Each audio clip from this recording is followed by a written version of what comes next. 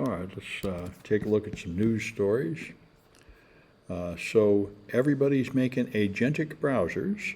OpenAI's browser used to cost $200 a month or something like that. Now they've made it free. People are starting to use it.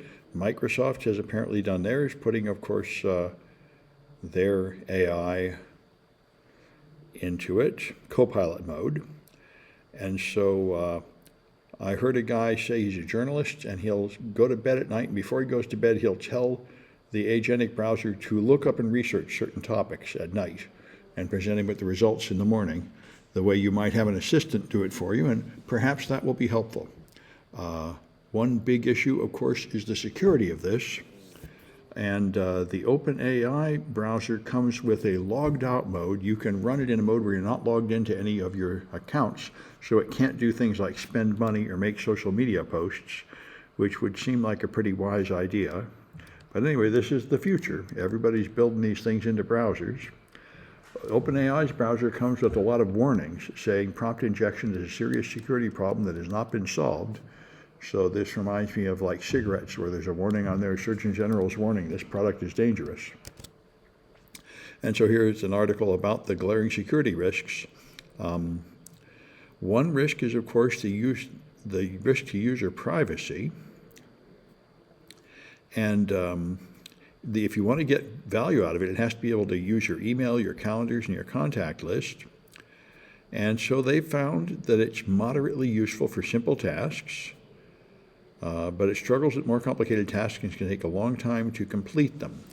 Now, I listened to a podcast this morning about private browsers because the people that make Proton Mail have made their Proton AI, a privacy-conserving AI. And they say they were unable to really have true end-to-end encryption. They have some privacy controls.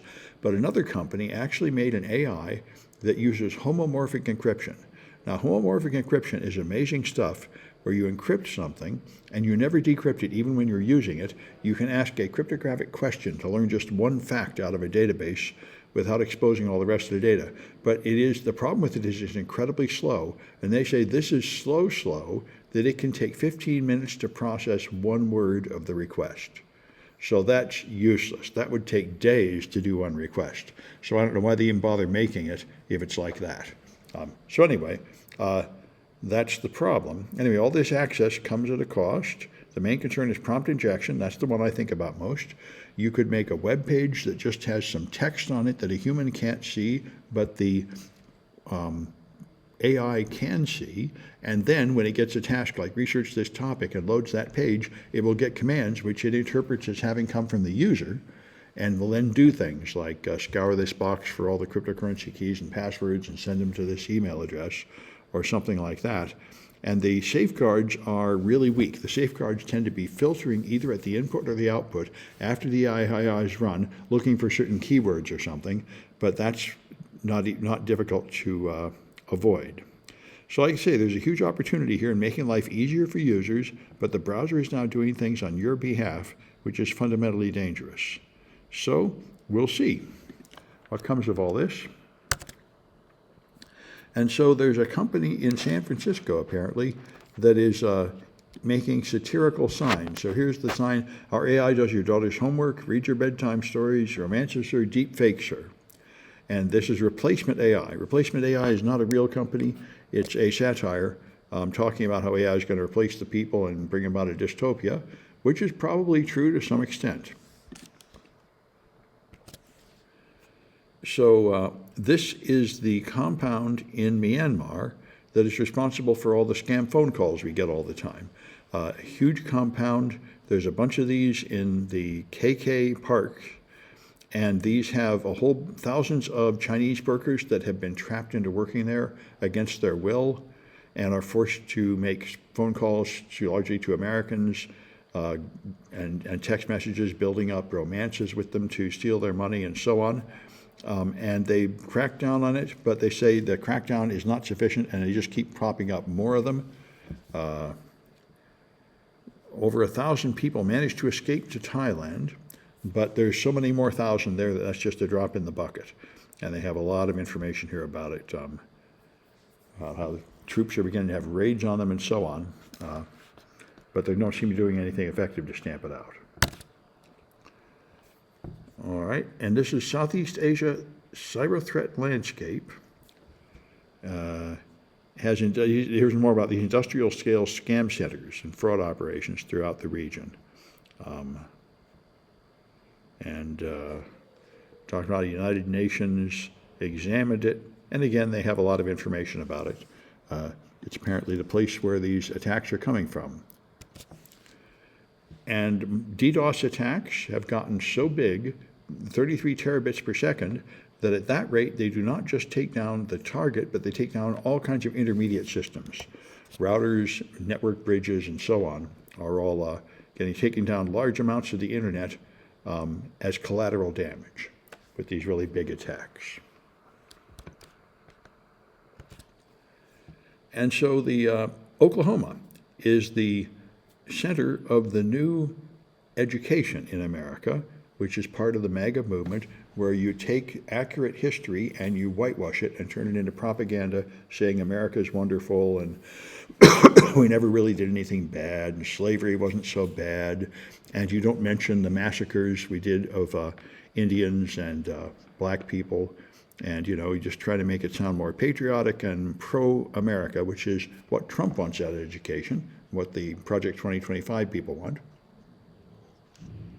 And I must say, this has been going on forever. This is pretty much what they taught me in the 60s when I went to school, was pretty much American propaganda. I think one of the more persistent aspects of American propaganda is the belief that we stopped Hitler on D-Day, and the Europeans were losing and helpless, and it was us that saved them. This is a very common belief in America. It's absolutely false. The people that stopped Hitler were the Russians. They're the ones that beat him. And we don't like to admit that over here because we pretend the Russians are no good and our enemy. But they were the ones that stopped Hitler, and really not with military might, mostly just with bad weather. But, yeah, World War II, yeah. This is a very common belief in America. It's absolutely what they taught me as a child, that America beat Hitler in World War II and we saved the world. And that is not very much true at all. We helped, but we weren't like as important as we like to think we are. And every nation does this. They exaggerate their accomplishments and try to hide. Like, we committed the worst genocide in all of history against our natives before anybody else did. Far more than Hitler killed, far more than anybody we hate killed. We killed 100 million natives in the most appalling ways by giving them smallpox and so on. And, they don't want to teach that to kids. They say they'll feel bad about themselves. And it's an interesting issue. They certainly didn't teach me that. And then, anyway, so Oklahoma has been reshaping the schools, and now they're putting Christianity right in the classroom, lessons about Jesus and so on in the classroom. And so this is the America First education as we move from accurate history to propaganda. I think my father strongly felt like this was healthier for kids than teaching them truth, that it's too complicated to suggest we did bad things. And I think a lot of people feel that now. So I was interested to read this. I've heard this story a lot. Electricity prices have risen by like a factor of 2 or even more in many places. And I've heard people say this is because of AI. And this New York Times article says this is not true. And it's very interesting. What they say is, if you look at a place where data centers move in and start consuming a lot of electricity, the electricity prices mostly go down. And that's because the data centers are put in unoccupied areas, like the center of the nation. And in those areas, the capacity to generate electricity exceeds the demand. So they aren't really able to use all the electricity they can make. And when a new customer appears and buys a lot of electricity, that funds the center, and they can lower prices as a result, which is an interesting idea. That's what I see, contrary to what you hear. The research calculated states with spike in electricity demand saw lower prices overall.